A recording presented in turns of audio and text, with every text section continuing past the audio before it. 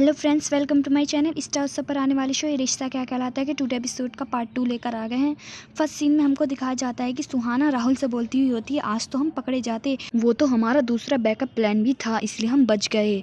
Next scene में दिखाया जाता है कि कीर्ति की गर्दन में दर्द होने लग जाता है। तब नक्श बोलता है कि अगर तुम्हारी गर्दन में दर्द हो रहा है तो थोड़ी ये ज्वेलरी उतार दो। फिर शुभम अपने दोस्तों से मिलवाने लग जाता है। वहाँ पर शुभम के सारे दोस्त आए हुए होते हैं। नेक्स्ट सीन में दिखाया जाता है कि सुहाना की माँ कीर्ति को शगुन देने लग जाती है और तभी वह शगुन देते देते कीर्ति का कंगन भी उतार लेती है। फिर सुहाना जाती है और कीर्ति को वह कंगन लौटा देती है कि ये तो हमें पकड़वाएंगी चोरी कर करके। नेक्स्ट सीन में दिखाया जाता है कि कोई नायरा की पिक्चर क्लिक करता हुआ होता है। नायरा को ऐसा एहसास होता है कि किसी ने उसकी पिक्चर क्लिक करी। फिर कार्तिक आकर बोलता है कि मैंने तुम्हारी पिक्चर क्लिक करी, किसी के पास इतनी हिम्मत है जो मेरी बीवी की पिक्चर क्लिक कर सकता है। पर कोई और भी वहाँ पर नायरा की पिक्चर क्लिक करता हुआ होता है। नेक्स्ट सीन में दिखाया जाता है कि सुहाना जो भाड़े के रिश्तेदार लेकर आई थी वे छोटे मोटे ड्रामेबाज होते हैं। तब उनका एक नौकर बोलता है कार्तिक के घर का कि मैंने तुम्हें कहीं देखा है, मैंने तुम्हें छोटी मोटे जगह पर एक्टिंग करते हुए देखा है, फिर तुम इनके रिश्तेदार कैसे हो सकते हो। तब वह बोलता है कि तुमने किसी और को देखा होगा। वे दोनों झगड़ते हुए होते हैं। तब कार्तिक बोलता है कि वहाँ पर लड़ाइयाँ क्यों हो रही हैं। फिर कार्तिक आकर अपने वेटर से ये बोल देता है कि कभी भी हमारे यहाँ पर खाने को लेकर लड़ाइयाँ नहीं होंगी, जिसको जितना खाना है उसे खाना दे दो। एक सीन में दिखाया जाता है कि बिना डांस के तो कोई भी फंक्शन पूरा नहीं हो सकता और फिर कार्तिक और बाकी सभी लड़के डांस करने लग जाते हैं। डांस के लास्ट में लाइट भाग जाती है और फिर जब लाइट आती है तो नायरा नीचे पड़ी हुई होती है और दोनों रिंग भी गायब होती हैं। फिर कार्तिक नायरा के पास आकर पूछता है कि क्या हुआ। वो बोलता है कि अंधेरे में किसी ने मुझे धक्का मारा और मैं नीचे गिर गई। फिर कार्तिक बोलता है नायरा से कि चलो मैं तुम्हें अभी अस्पताल लेकर चलता हूँ तुम्हारे चेकअप कराने के लिए। फिर कीर्ति और नायरा दोनों को अस्पताल लेकर जाने लग जाते हैं। यह सब सुहाना का प्लान था जिससे यह लगे कि दोनों रिंग चोरी हो गई, जबकि वे तो कोई सी रिंग लाए ही नहीं थे। फिर कार्तिक नायरा का चेकअप कराने के लिए अस्पताल ले आता है और उसका चेकअप होने लग जाता है। फिर मनीष वह बोल देता है जब तक कि कार्तिक और नायरा यहाँ पर नहीं आएंगे तब तक एंगेजमेंट शुरू नहीं होगी, कोई भी रस्में पूरी नहीं होंगी। फिर सभी लोग टेंशन में आ जाते हैं कि अब कौन सी रिंग पहनाएंगे, रिंग तो चोरी हो गई। फिर स्वर्णा बोलती है कि मेरे पास कुछ रिंगें रखी हैं, मैंने एक्स्ट्रा मंगवा कर रखी थी। तब वह कई सारी रिंग वहाँ पर ले आते हैं। तब उनसे सेलेक्ट करवाने लग जाते हैं कि तुम कौन सी रिंग पसंद करना चाहोगे। तब शुभम भी अपनी पसंद की रिंग उठा लेता है और सुहाना सबसे बड़ी डायमंड वाली रिंग उठाती है। तब सुरेखा दादी के कान में बोलती है कि तुम्हारी बहू ने देखो सबसे बड़ी रिंग उठाई है। तब दादी बोलती हैं कि ये रिंग और सुहाना दोनों ही हमारे घर में आएंगी।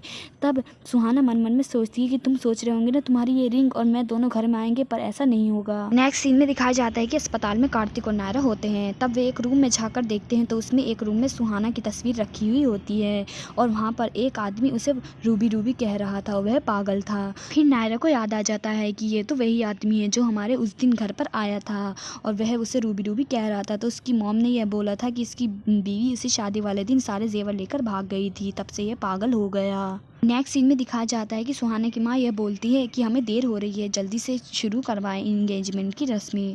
फिर मनीष बोलता है कि जब तक हमारे बच्चे यहाँ पर नहीं आएंगे तब तक रस्में नहीं होंगी। फिर कार्तिक और नायरा गाड़ी में आकर बोलते हैं कि हम उस लड़की से अपने भाई की शादी नहीं होने दे सकते, हमें वह कैसे भी करके उनकी एंगेजमेंट रोकनी पड़ेगी। और वे मनीष को कॉल करके बोल देते हैं कि आप वहाँ पर एंगेजमेंट मत होने देना, हम अभी आ रहे हैं। तभी वहीं पर एंगेजमेंट शुरू हो जाती है और सुहाना शुभम को रिंग पहना देती है और शुभम सुहाना को रिंग पहनाने ही वाला होता है। तभी वहीं पर कार्तिक और नायरा आ जाते हैं और वह साथ में उस पागल को भी लेकर आते हैं जो सुहाना को रूबी बुलाता था।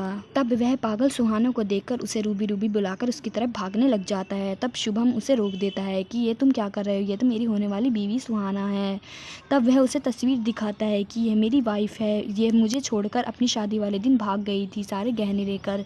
वे सारी सच्चाई सबको बता देते हैं। तब नायरा भी सुहाना से बोलने लग जाती है, अब बताओ क्या जवाब है तुम्हारे पास इस बात का कि तुमने ऐसा क्यों किया। तब सुहाना थोड़ी डर जाती है पर वह बोलती है कि मैं उदयपुर में एक फंक्शन के लिए यहाँ पर आई थी और तभी उसकी यह मेरी तस्वीरें हैं और इसने मेरी तस्वीर कहीं से ले ली होगी और यह मुझे रूबी रूबी बुला रहा है, पर मैं उसकी रूबी नहीं, मैं सुहाना हूँ।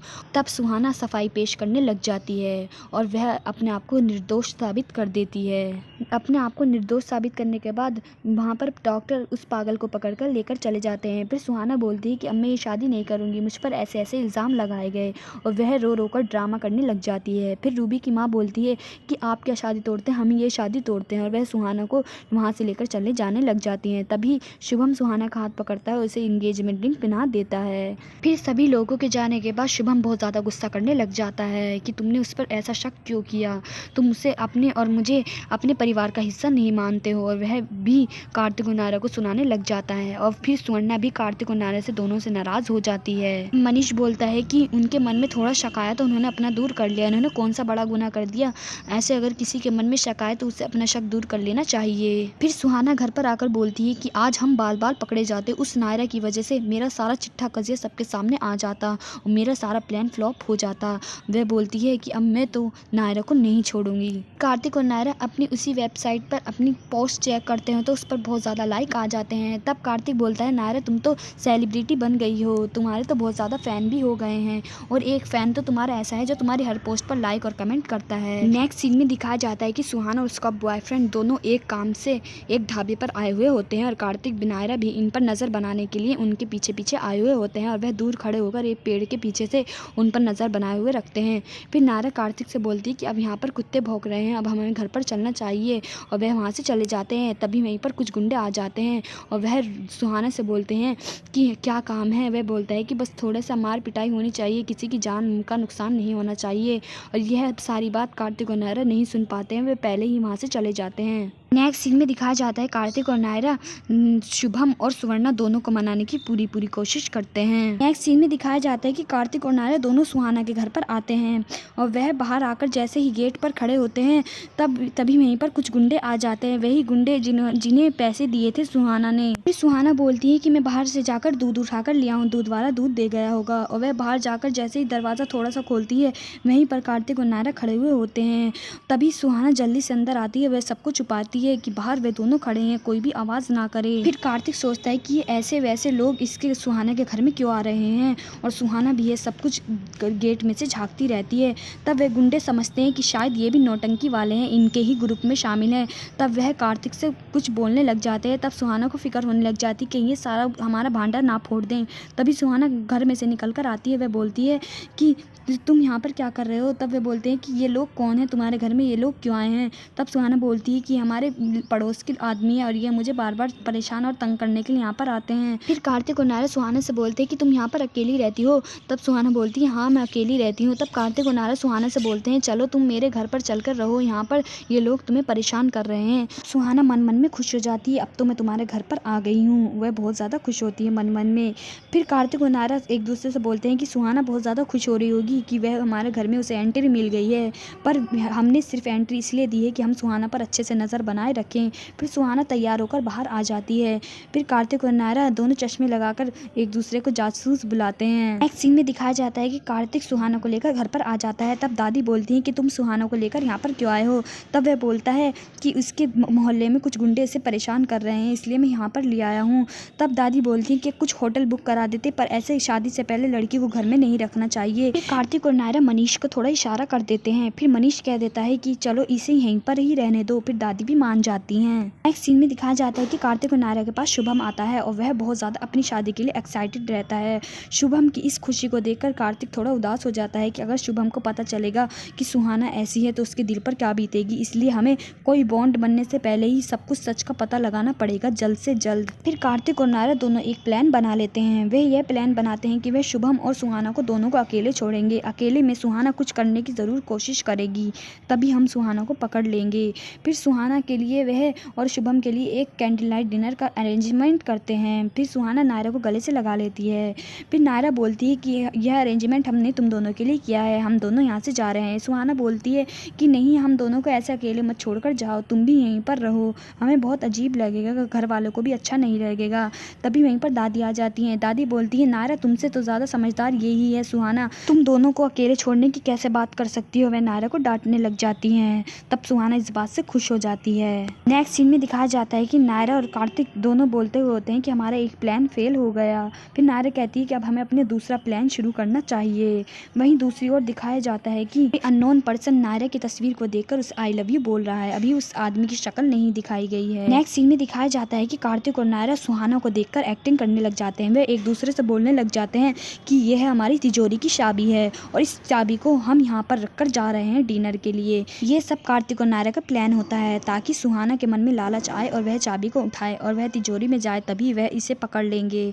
फिर कार्तिक और नायरा वे चाबी रख देते हैं वहीं पर। नेक्स्ट सीन में दिखाया जाता है कि कीर्ति बोलती है लाओ मैं भी काम कर दूं, पर देवयानी आकर बोलती है नहीं तुम काम मत करो, तुम बैठ जाओ, ये सारा काम हम कर लेंगे। कीर्ति को थोड़ा अजीब लगता है। सभी लोग डिनर के लिए जाने लग जाते हैं। सुवर्णा के पास तिजोरी की असली चाबी होती है, तब वह निकाल रही होती है और वहीं पर सुहाना भी खड़ी हुई होती है। नायरा को डर होता है कहीं सुहाना को पता न चल जाए कि असली चाबी सुवर्णा के पास है।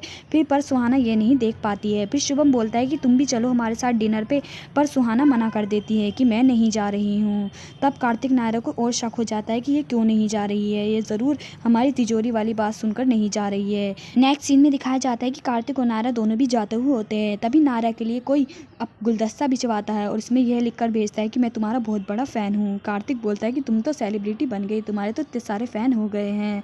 वहीं से दूर से कोई नायरा को देखता हुआ होता है। कार्तिक और नायरा के जाने के बाद सुहाना सोचती है कि अब सभी लोग चले गए हैं और वह वहाँ पर राहुल को बुला लेती है मैसेज करके। पर कार्तिक और नायरा पीछे के दरवाजे से सुहाना पर नजर रखने के लिए आ जाते हैं। नेक्स्ट सीन में दिखाया जाता है कि कीर्ति को यह बात का पता चल जाता है कि देवयानी को पता चल गया था कि मैंने उनका काढ़ा गमले में बहा दिया था। फिर यह बात सुनने के बाद कीर्ति बहुत ज़्यादा रोने लग जाती है कि यह मैंने जानबूझ के नहीं किया था, मुझसे दादी ने बोला था। फिर देवयानी कीर्ति को गले से लगा लेती है और इसकी गलती को माफ़ कर देती है। नेक्स्ट सीन में दिखाया जाता है कि कार्तिक और नायरा नीचे खड़े हुए होते हैं और सुहाना अपने कमरे में राहुल के साथ होती है। तब कार्तिक और नायरा सोचते हैं कि इतनी देर तक कमरे में क्या कर रही है और वह उसके पास जाने लग जाते हैं कमरे में। सीन में दिखाया जाता है कि वहाँ पर दादी आती हुई होती हैं। तब नक्श बोलता है कि तुम अपने आंसू पोंछ लो, वरना दादी आएंगी तो ये बोलेंगी कि हमारी कीर्ति को क्यों रुला रखा है। तभी वहीं पर दादी आ जाती हैं। दादी बोलती कि हम जल्लाद थोड़ी हैं, हम तो अपनी कीर्ति की बस थोड़ी चिंता करते हैं। नेक्स्ट सीन में दिखाया जाता है कि कार्तिक और नायरा सुहाना के कमरे के बाहर आ जाते हैं। उन्हें कमरे में दो परछाइयाँ दिखाई देती हैं। वे कहते हैं कि अंदर दो लोग हैं। फिर नायरा नीचे से झांकने की कोशिश करती है, पर सुहाना को ऐसा लगता है कि कोई उन्हें बाहर से देख रहा है और वह बाहर आकर चेक करने लग जाती है। तभी कार्तिक और नायरा दोनों दीपक जाते हैं। कार्तिक नायरा को पता चल जाता है कि अंदर कमरे में राहुल भी था। वे बोलते हैं कि सुहाना ने राहुल को अपने कमरे में क्यों बुलाया, वह कुछ ना कुछ कांड कर रही है, हमें उस पर नज़र बनाए रखनी चाहिए। नेक्स्ट सीन में दिखाया जाता है कि कार्तिक और नायरा दोनों पर नज़र बनाए हुए होते हैं। तभी सुहाना राहुल से बोलती है कि चलो ये रही तिजोरी की चाबी, अब हम चलते हैं। वह तिजोरी के पास चली जाती है और तिजोरी खोलने की कोशिश करती है। तब वहीं पर नायरा आ जाती है। नायरा बोलती है कि तुमसे तिजोरी नहीं खुल रही है तो लाओ मैं खोल दूं। और फिर नायरा को सारा उसके बारे में सच पता चल जाता है और वह बातें घुमाने की कोशिश करती है कि नहीं मैं तो यहाँ पर ऐसे ही आई थी। और फिर यह बाद में यह बोल देती है कि मुझे शुभम से शादी करने से कोई नहीं रोक सकता, कि तुम भी नहीं। और नायरा को उसके बारे में सारी सच्चाई पता चल जाती है। नेक्स्ट सीन में दिखाया जाता है नायरा कार्तिक से बोलती है कि हमें उसके एग्जैक्टली प्लान के बारे में पता लगाना पड़ेगा कि यह यहाँ पर क्यों क्या करने आई है। फिर सुहाना आकर दादी से बोलती कि अभी अभी हमारे पापा की डेथ हुई थी, इसलिए मैं इस शादी को धूमधाम तरीके से नहीं मनाना चाहती हूँ, बस सीधी सीधी शादी करना चाहती हूँ, वो भी जल्द से जल्द। फिर दादी बोलती है कि हमारे एक इकलौते पोते की शादी है, हम इसे ऐसे ही जाने नहीं देंगे, हम इसे धूमधाम से मनाएंगे।